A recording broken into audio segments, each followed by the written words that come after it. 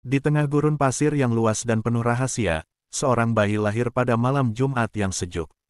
Dialah Sulaiman bin Abdillah, kelak dikenal sebagai Syekh Sulaiman, seorang alim yang meninggalkan jejak panjang dalam sejarah spiritual dan sosial.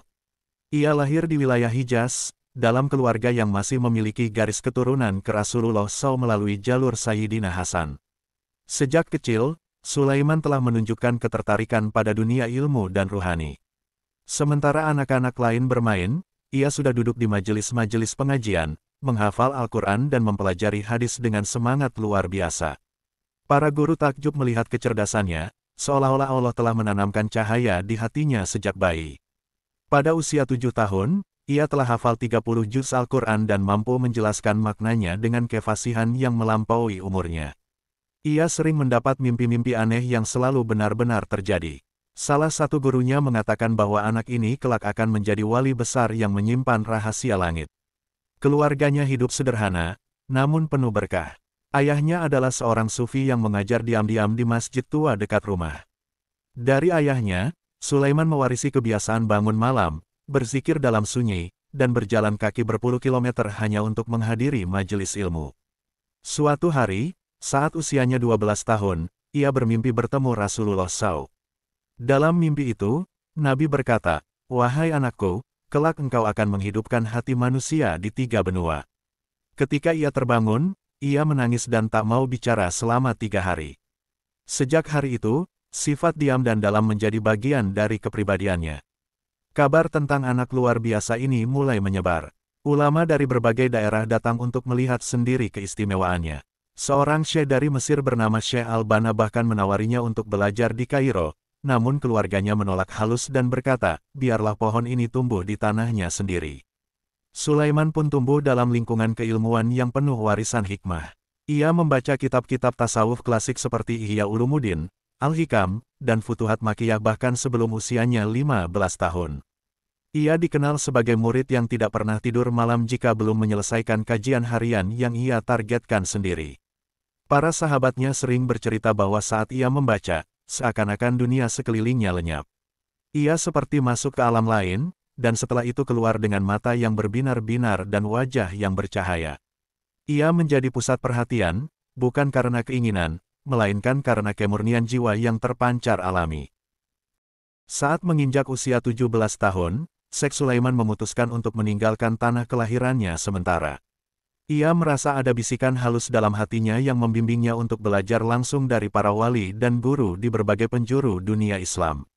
Ia berjalan kaki dari Hijaz menuju Syam, lalu lanjut ke Baghdad dengan hanya membawa 2 lembar baju, 1 mushaf, dan kitab Risalatul Kusyairiyah.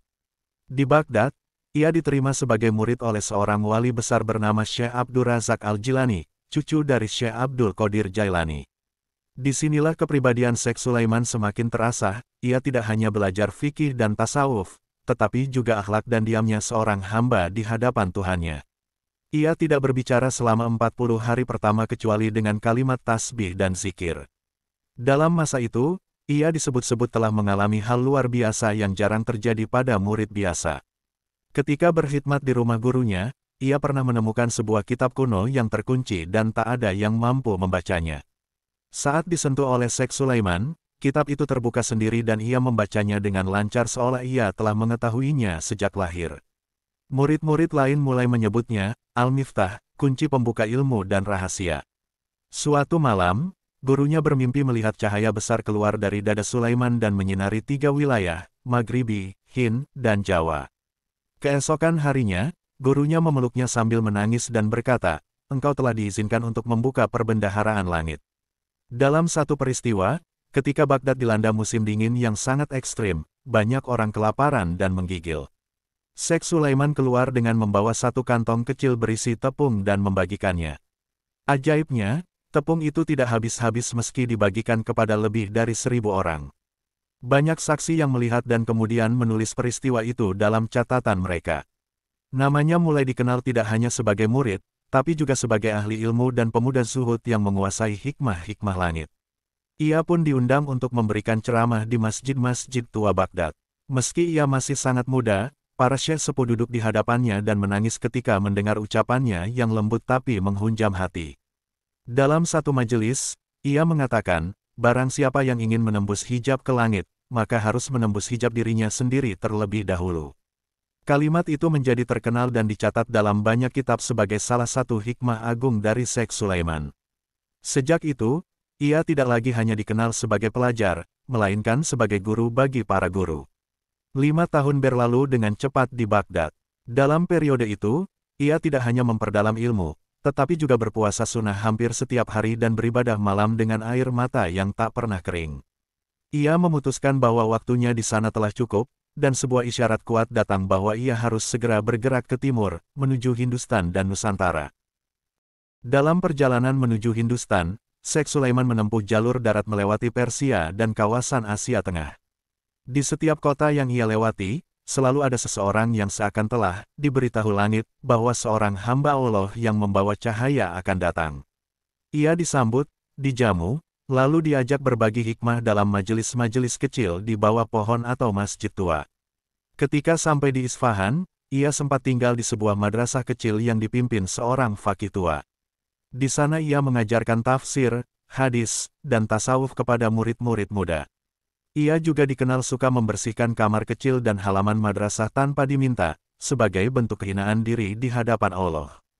Bahkan dalam kemuliaan ilmunya, ia menolak kemuliaan dunia. Suatu hari, seorang ulama yang keras kepala mencoba menguji Sulaiman dengan pertanyaan-pertanyaan pelik tentang takdir dan kehendak. Namun ia menjawab dengan satu kalimat, jika engkau mengaku bahwa Allah Maha Tahu, maka engkau tak akan menggugat takdirnya. Ulama itu langsung terdiam dan tak berkata-kata lagi. Di sepanjang jalannya, ia tak pernah membawa senjata ataupun pelindung. Namun tak satu pun perampok berani mengganggunya. Beberapa kisah menyebutkan bahwa ketika ada sekelompok bandit mendekat, mereka tiba-tiba kehilangan arah dan tidak mampu menemukan jalannya sendiri, hingga akhirnya justru bersimpuh di hadapan Syekh Sulaiman dan bertobat. Saat tiba di Delhi, India, ia menetap di masjid tua dekat Benteng Merah selama beberapa bulan.